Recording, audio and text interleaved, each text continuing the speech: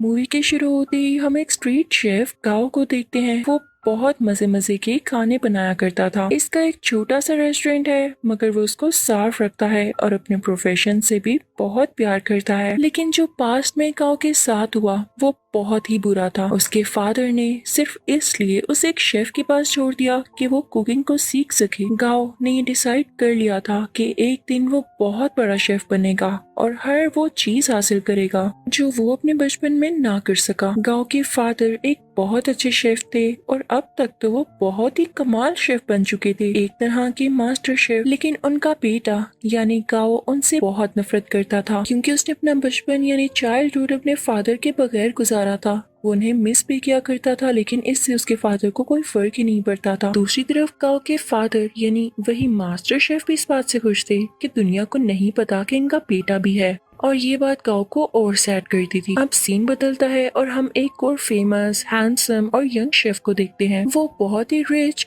और royal families के लिए खाना बनाया करता था। उसका नाम पोल होता है। पोल का ये ख्वाब था कि वो अपने फादर के लिए अपनी कंट्री में एक रेस्टोरेंट बनाएगा। इसलिए वो अब्रोड को छोड़ते हुए और सब ऑफर्स को मना करते हुए अपनी कंट्री वापस आ जाता है। वहाँ जाकर वो एक फिश सेलर के पास जाता है और कहता है कि मुझे एक बड़ी सी मछली तो दिखाओ। तो फिश सेलर उसे मना कर देता है। अब जैसे ही गाओ उसके पास बड़ी सी मछली लेने आता है तो वो आदमी उसे मछली दे देता है। ये देखकर पॉल को बहुत गुस्सा आता है और वो गाओ को गुस्से से देखता है, जैसे वो उससे जेलस हो कि भाई इसने उसको मछली क्यों दे दी। फिश सेलर जब इन दोनों को गुस्से में देखता है तो वो मछली के 2 टुकड़े कर देता है ताकि इनमें लड़ाई ना हो, लेकिन वो दोनों फिर भी एक दूसरे को गुस्से से घूरते रहते हैं। अब हम पोल के शानदार और बहुत ही प्यारे रेस्टोरेंट को देखते हैं जिसकी आज ओपनिंग होती है। वो बहुत नीट एंड क्लीन एडवांस तरीके से बनाया गया और बहुत ही कूलर रेस्टोरेंट होता है। उसको बहुत अच्छे तरीके से डेकोरेट किया होता है। पोल ने जो नया रेस्टोरेंट खोला था वो गांव के रेस्टोरेंट के बिल्कुल सामने था, जिसे देखकर गांव के दोस्त घबरा जाते हैं, क्योंकि ये नया रेस्टोरेंट इन कस्टमर्स का सारा इंटरेस्ट अपनी तरफ करने वाला था और इन सब लोगों को इनसे छीनने वाला था। और जिस बात का डर था वही होता है। सब लोग नए रेस्टोरेंट का टेस्ट चेक करने के लिए उसमें चले जाते हैं, तो गांव के दोस्त गांव को सपोर्ट करने के लिए डिस्काउंट ऑफर की अनाउंसमेंट करते हैं,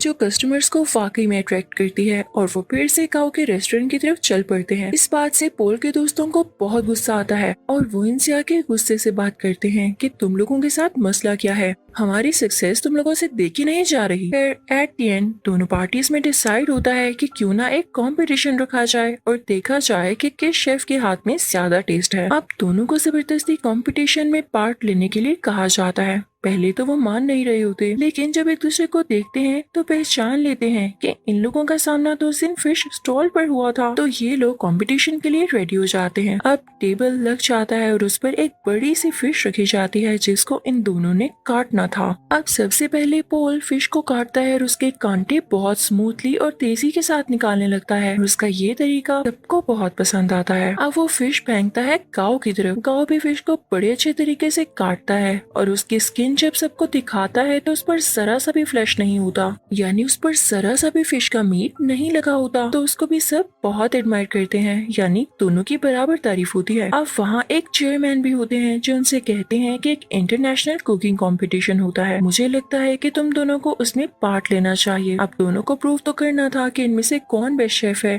तो दोनों रेडी हो जाते हैं। अब पोल मीडिया को बताता है कि मैं फ्रांस में कुकिंग करता था और चाइना आकर मैंने फील किया कि अब भी लोग पुराने तरीकों का यूज करके कुकिंग करते हैं, और जाहिर है ये बात वो इनडायरेक्टली गाँव को ही कह रहा था, और इसे देख के गाँव को बहुत गुस्सा आता है।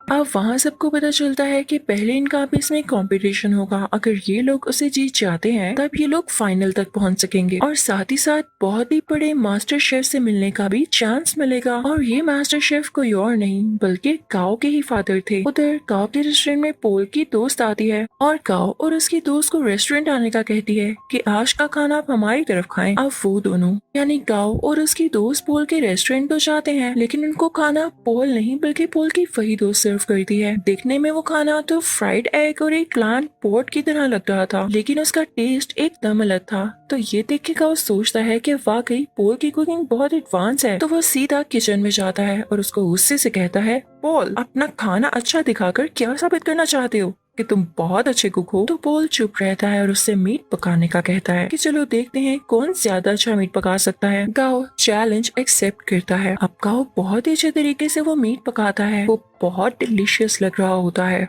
अब पोल उसे कहता है कि मैं तुम्हें सेम रेसिपी के साथ ये डिश बनाकर दिखाता हूँ। पोल शुरू करता है और सेम डिश बहुत ही कम टाइम में बना लेता है। जब गाओ उसको स्मेल करता है तो उसे अपनी डिश में और इसकी डिश में कोई फर्क नहीं लग रहा होता। तो वो समझ जाता है कि वाकई इसके पकाने का तरीका बहुत एडवांस है। वो उदास हो जाता है और वहाँ से चला जाता है। अब गाओ को कोई कहता है कि उसे उसके फादर बुला रहे हैं। गाओ अपने फादर के पास जाता है और कहता है कि अब आपने मुझे क्यों बुलाया, जबकि आप ये बात मानते ही नहीं कि मैं आपका बेटा हूँ। तो मास्टर शेफ उसे कहते हैं मैंने ऐसा इसलिए किया ताकि दुनिया ये ना कहे कि तुम मेरे बेटे हो, इसलिए तुम इंटरनेशनल कंपटीशन तक पहुँच सके, बल्कि मैं तो यही चाहता हूँ कि तुम खुद ये करो। तो गाओ कहता है डैड मुझे वैसे भी आपकी सपोर्ट की जरूरत नहीं, जब मुझे आपकी जरूरत थी तब आप मेरे पास नहीं थे। खैर मैं अब ये साबित करके दिखाऊंगा कि मैं वो हासिल कर सकता हूँ जिसकी वजह से आपने मुझे छोड़ा। अब गाओ यहाँ से चला जाता है क्योंकि उसे अपने डैड की किसी भी बात पर यकीन नहीं होता। अब next day international cooking competition होता है। सब प्रिपरेशन की जा चुकी होती हैं। कॉम्पिटेंट्स यानी पोल और गाओ भी रेडी होते हैं। टाइम स्टार्ट होता है।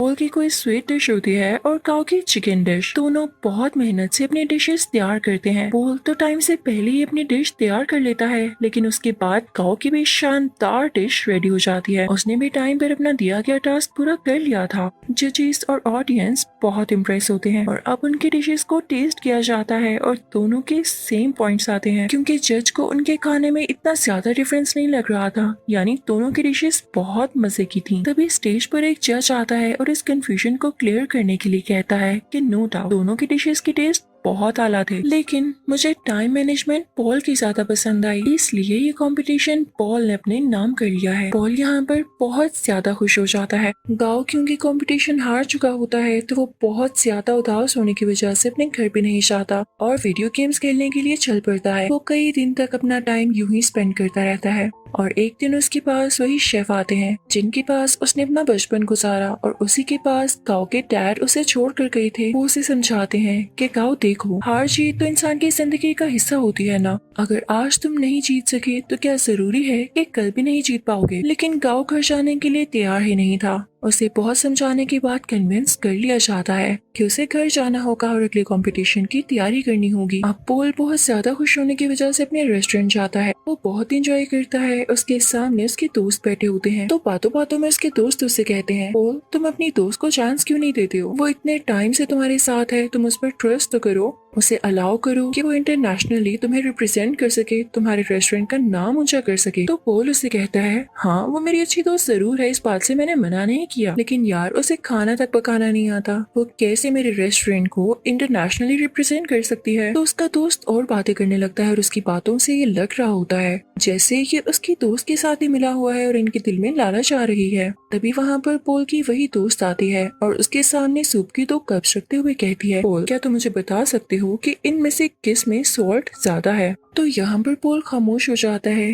क्योंकि उसमें टेस्ट करने की एबिलिटी ही नहीं होती, उसके टेस्ट बर्ड्स ऐसा कर ही नहीं सकते थे और ये नेचुरली था। तो इस बात की वजह से पोल को बहुत दुख होता है कि उसकी अपनी दोस्त ने उसके बाकी दोस्तों के साथ मिलकर उसे चीट किया और धोखा दिया। तो अब उसकी दोस्त कहती है क्या हुआ पोल, तुम समझते थे कि मैं तुमसे प्यार करती हूँ। ये तुम्हारी गलत फहमी थी, आजकल ऐसा कहाँ होता है। मैंने तो तुमसे दोस्ती सिर्फ इसीलिए की थी ताकि तुम्हें यूज करके इंटरनेशनल कंपटीशन में जा सकूं। वैसे जाना तो मेरे लिए पॉसिबल नहीं था, लेकिन आज तक जो मैंने तुम्हारा राज रखा उसके बदले में तुमने मुझे क्या दिया। क्या तुम मुझे एक ऑफर नहीं कर सके। लेकिन अब नहीं, अब मैं खामोश नहीं रहूंगी क्योंकि मैं भी उस कंपटीशन में जा सकती हूँ।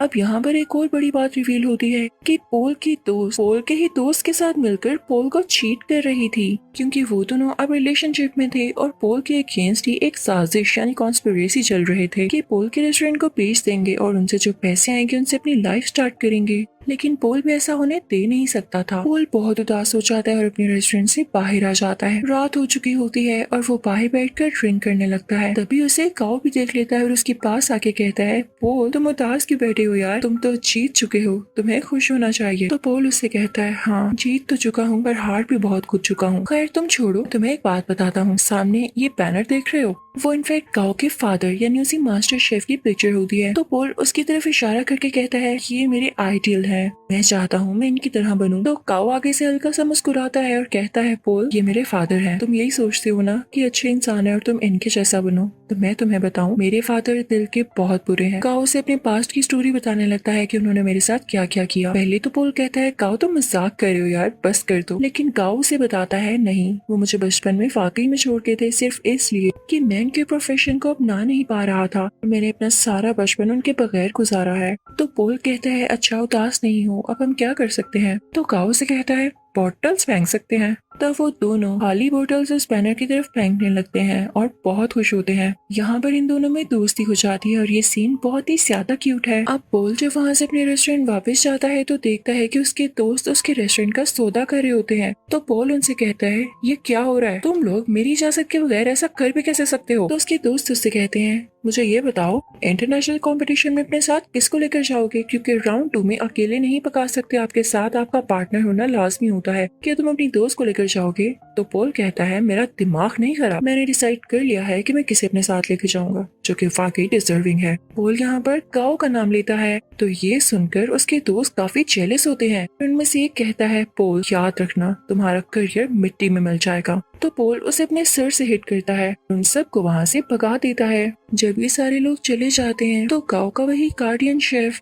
पोल से कहता है पोल वाकई तुमने ये सोचा है कि तुम गाओ को अपने साथ लेकर जाओगे। तो पोल कहता है हाँ क्यों नहीं, और साथ ही वो गाओ के शोल्डर पर पैट करता है और कहता है हाँ ये डिजर्विंग है। सब बहुत खुश होते हैं। अब यहाँ पे कंपटीशन की तैयारियां शुरू हो जाती हैं। दोनों में ये डिसाइड होता है कि पोल गाओ को अपने नए तरीके सिखाएगा जबकि गाओ पोल को अपने पुराने तरीके जिस तरह से वो कुकिंग करता है। गाओ पोल से कहता है तुम परेशान मत होना, अगर तुम्हारे टेस्ट बड्स काम नहीं करते मैं तुम्हारा टेस्ट वापस लाने में तुम्हारी मदद करूंगा। वो उसे समझाता रहता है कि इस तरह करो।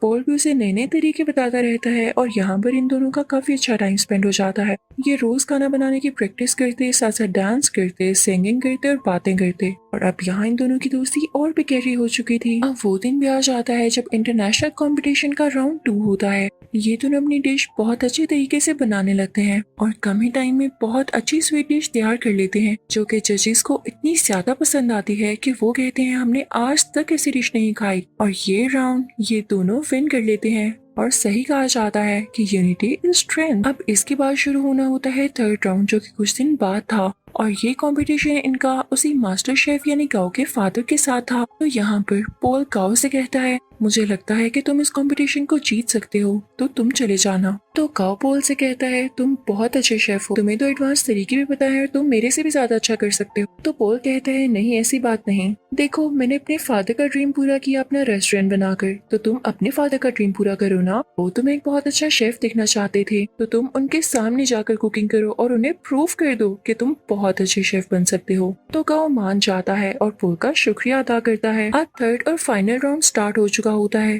दूसरी तरफ मास्टर शेफ भी अपनी डिश बनाने लगता है। अब गाओ भी शुरू हो जाता है, लेकिन शुरू होने से पहले ही उसे अपने बचपन की कुछ यादें आने लगती हैं जहाँ पर उसके फादर उसे छोड़ गए थे और उसे काफी बच्चे बुली किया करते थे। वो उन्हीं यादों में खो जाता है। उसके फादर आकर उसके मुंह पे पानी गिराते हैं और कहते हैं अपना काम शुरू करो। तो अब यहाँ पर गाओ कुछ बनाना शुरू करता है। दूसरी तरफ गाओ के फादर यानी वही मास्टर शेफ बहुत ही ज्यादा प्यारी स्वीट डिश बनाते हैं, जैसे फायर लगी हो और उसमें से एक फूल निकल रहा हो। उस फूल का बहुत ही आला टेस्ट होता है, जजेस को ये बहुत ज्यादा पसंद आता है। और जब गाओ की बारी होती है कि वो अपनी डिश दिखाए कि उसने क्या बनाया है, तो वो एक बाउल में नूडल्स बनाकर सीधा अपने फादर के पास जाता और उनको वो प्रेजेंट करता है। मास्टर शेफ उसे टेस्ट करते हैं तो वो नूडल्स उन्हें बहुत अच्छे लगते हैं और ये वही नूडल्स होते हैं जिनकी वजह से गाओ को उसके फादर से डांट पड़ी थी कि तुम तो नूडल्स तक नहीं बना सकते। और आज गाओ ने इतने मजे के नूडल्स बनाए थे कि उसके फादर उसे खाना ही नहीं छोड़ते और नूडल्स को वाइल्डली खाने लगते हैं। वो अपने बेटे को रोक के कहते हैं शाबाश बेटा, तुमने